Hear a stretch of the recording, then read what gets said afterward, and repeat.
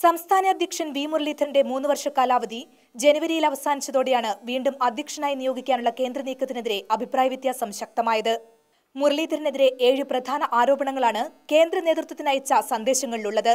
മുരളീധരൻ നേതൃസ്ഥാനത്തിരുന്ന 3 വർഷക്കാലം കൊണ്ട് പാർട്ടിക്ക് വ്യക്തിത്വവും കർമ്മശേഷിയും നഷ്ടപ്പെട്ടു. സംഘടനാ പ്രവർത്തനത്തിൽ കൂട്ടായ്മ നഷ്ടമായി. സംസ്ഥാന സർക്കാരിനെതിരെയോ ഇടതുപക്ഷത്തിനെതിരെയോ ഈ കാലയളവിൽ പ്രക്ഷോഭങ്ങൾ സംഘടിപ്പിക്കാൻ പാർട്ടിക്ക് കഴിഞ്ഞില്ല. പാർട്ടി മാസികയായ ചിത്തിക്കു വേണ്ടി 1 വർഷം മുമ്പേ വരിസംഖ്യ പിരിച്ചെങ്കിലും മാസിക പുറത്തിറങ്ങിയില്ല.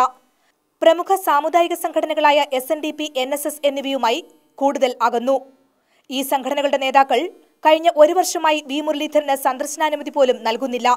ഇത് അടുത്ത തിരഞ്ഞെടുപ്പിൽ പാർട്ടിയെ ദോഷകരമായി ബാധിക്കും. RSS തുടങ്ങിയ BJP അനുകൂല സംഘടനകൾക്കിടയിൽ മുരളീധരന് സ്വാധീനമില്ലെന്നും സന്ദേശങ്ങളിൽ പറയുന്നു. വോട്ടർ പട്ടികയിൽ സ്വന്തം പേരില്ലാത്ത കാര്യം പോളിംഗ് ബൂത്തിലെത്തിയപ്പോൾ മാത്രമാണ് മുരളീധരൻ അറിഞ്ഞതെന്ന് പരിഹസിക്കുന്ന സന്ദേശങ്ങൾ ഇത്തരമൊരു അധ്യക്ഷന്റെ നേതൃത്വത്തിൽ പാർട്ടിക്ക് മുന്നോട്ടു പോകാനാവില്ലെന്ന മുന്നറിയിപ്പും കേന്ദ്ര നേതൃത്വത്തിന് നൽകുന്നു.